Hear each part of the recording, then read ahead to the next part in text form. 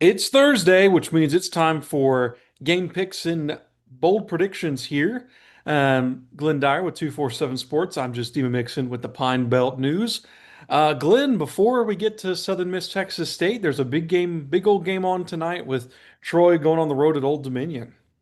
That is good. That'll be interesting. Glad you reminded me. I need to pull that up and see what goes on there. I have a feeling what's going to go on, but that's why they play the game. Let's just watch.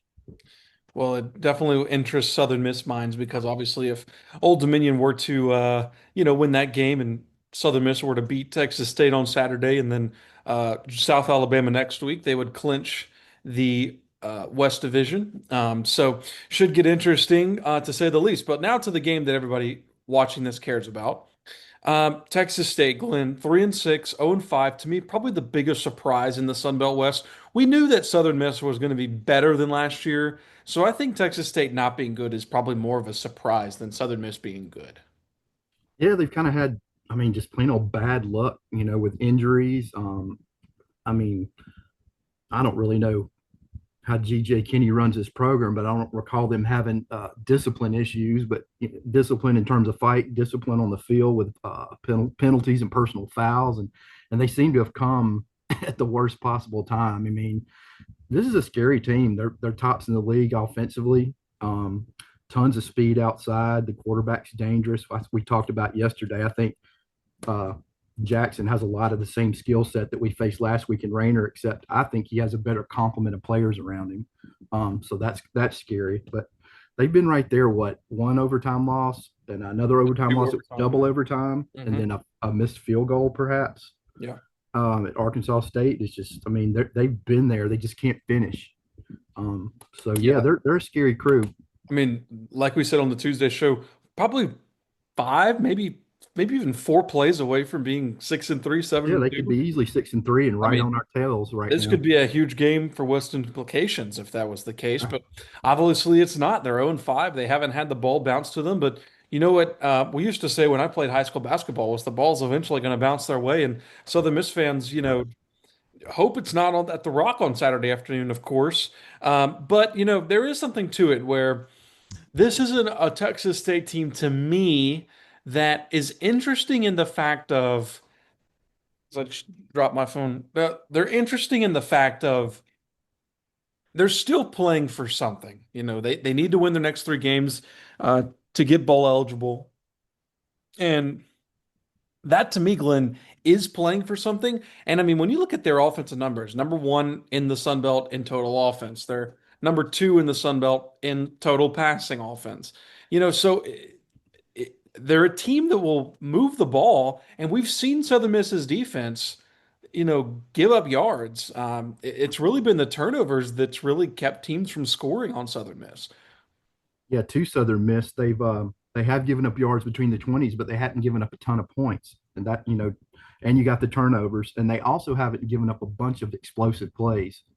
They don't get beat over the top, but I mean, if anybody in this league could beat you over the top, it's these guys. They got a 10 300 meters guy in Sparks. The other kid they have out of the slots, a 10 500 meters guy. I mean, DBs, they're going to get tested now. And Josh, I'm looking forward to the Josh Moten Sparks battle on the outside. He's a legit flyer, so I want to see how that plays out. Um, it's going to be interesting. I mean, obviously, you want to make them drive between the 20s. They're going to get their yards. Nobody stopped them. They've gotten almost 400 plus on everybody. JMU, I think got about 350, 375. So they're going to get their yards. The key is, don't get beat by explosives over the top, quick sixes. Push for field goals, get field goals when they get down in the red zone. And obviously, the turnovers will be huge. They have been in every game this year. Yeah, and something that was interesting about that Texas State James Madison game, because I looked at that game because I think James Madison's defense to me is better. And if you hear that scratching in the background, that's my dog trying to get in. So just refused, pretend like you can't hear that, okay? I can't hear it. It's good. Um, so I look back at the James Madison Texas State game because I feel like even though I think James Madison's defense is better than Southern Miss's, I think it's still comparable where you can, look at James Madison Southern Miss right now is in a collision course to play for the Sun Belt Championship Yeah. game. Yep. So what did all Texas State do against a similar offense like uh, a similar defense that they'll see on Saturday night? And you're right, where they were able to move the ball. Yeah, they had 352 yards, but only 20 points. And the Right. reason that was is because they turned the ball over 3 times inside the 30. And that's exactly what Southern Miss's defense does every single week. Exactly. So that to me, Glenn, tells me I really think Texas State will move the ball. You know, Arkansas State last week against Southern Miss, they almost had 500 yards of offense against the Southern Miss defense. I think this Texas State offense is better, but I don't know if necessarily they're better where do we really think that they could come in here and, put up 40 points on the Southern Miss defense? Yeah, I don't. If they do, Yeah. it's trouble. Yeah, I agree. Southern Miss's sweet spot seems to be about 35, 33. So, 40 plus, that could be a tough night. That's something that I don't know if you've talked about it on the Eagle Hour much, but I really people just taking for granted that Braxton's fine. I mean, I don't know. I mean, we're not allowed to go to practice anymore. Generally, we would know coming into the game what kind of shape he's in. I don't know personally. I've heard 50% of the people say, "Oh, don't worry about it. He's good." The other half are like, "I don't know." I mean, I'm getting mixed signals. And Coach Huff Tuesday when we spoke to him, is that a smoke signal? Is he making Texas State have to prepare for two different quarterbacks and two different offenses, or is Braylon fine? You just don't know. No, for sure. And it was very interesting. Really, I mean, and I said this on our Tuesday video. I really thought going into Tuesday, we had to ask it as journalists. You just had to ask it. The starting quarterback got hurt in the game. We none of us were even at Jonesboro, so we couldn't ask him after the game. And I really thought he was going to say he's fine. He was shaken up on Saturday, but he's going to be fine. And it really sounded like to me, Glenn, it wasn't that. It was he didn't do, it wasn't anything serious where it held him from doing our normal stuff on Sunday and Monday, but we really don't know because we haven't seen him in a live practice Tuesday, Wednesday. And since we don't get to talk to Coach Huff the rest of the week, the next time we talk to him is Saturday night after the game. So, I mean, you're really going to be watching preseason, pregame warmups. I would assume he's probably going to have some kind of brace on his knee. Or at least Um, a sleeve, at yeah, least. and so you're right. Where does that affect mobility? Does that affect his running, scrambling ability, and all Yeah, that is exactly. key to his game. And I mean, any person with eyes who watched the game against Arkansas State is when Braylon Braxton came back in that game, he was not the same quarterback who was playing in that first quarter, and so it should be interesting, and it's something to monitor for sure. I don't think and let me say this with the most like I don't think, before I say this, I don't think that they have to play Braylon Braxton to win this game, personally. Because I think when you look at the other side of the ball, Texas State's defense is not good. I mean, that's just the bottom line. And I think this is probably the best group of receivers that Texas State has seen this season. Because I think Southern Miss's receivers are better than JMU's, personally. So it's like JMU put up like what 49 on them, 49, 52, something like that, with not as good of the receivers and skill people on the outside. And on top of that, mentioning the 3 or 4 players on Texas State's defense who are suspended, I think Texas State's defense is going to have a long night on the defensive side of the ball. And so I think if, obviously Southern Miss fans doesn't want this to happen, but if Liddy starts and he just gets the ball to these playmakers, they're going to be able to score just fine. Yeah, and regardless who the quarterback is, this is definitely a game for multiple reasons where we need to be efficient running the football. We don't have to, run up 200 yards on them, but we need to be efficient with the ball, on first downs and get key third downs of that nature on the ground and kind of slow the game down some and keep that explosive offense on the sideline and further protect Braxton if he's in there where he's not stuck back there third and long and everybody's coming for him. Yeah, for sure. Well, it should be interesting. And anything else before we get to bold predictions, Glenn? No, I'm just ready to get to Saturday. I mean, each Saturday, just it's more excitement, building, building, building, and I hope, that results in a good crowd Saturday. So these guys deserve it. For sure. All right. Well, let's hear your bold prediction. I would assume it's not Braylon Braxton on the ground for 100 yards like mine was last week. And we both were like, we think this is the game that Braylon Braxton's going to run the ball. His first carry, man, he found a hole. It was like a 15-yard gain and then got hurt. And I don't think they're going to be letting him run the ball at all the rest of the Yeah, season. maybe I jinxed him. Man, from a bold prediction, this is going to be bold and just even downright crazy. I'm going to say that this is going to be a coming out party for Robert Briggs. They've lost that defensive end, and they've been known to give up the edge and let ball carriers roll off the table on them to the outside, and that's Briggs's game. So I look for him to have a big game. I'm gonna go on the outside. I'm not gonna say which receiver because it's like any week it could be any of them, and I feel like that's not really a It is each prediction. week It's it's not somebody fair. different. It's not fair to predict it that way. But I'm just gonna say one receiver out of, and I'll give three people. That way, it's like it has to be one of these guys. And then if it's like Kyron Heath, then who cares? I'll still claim it, but it won't count, I guess.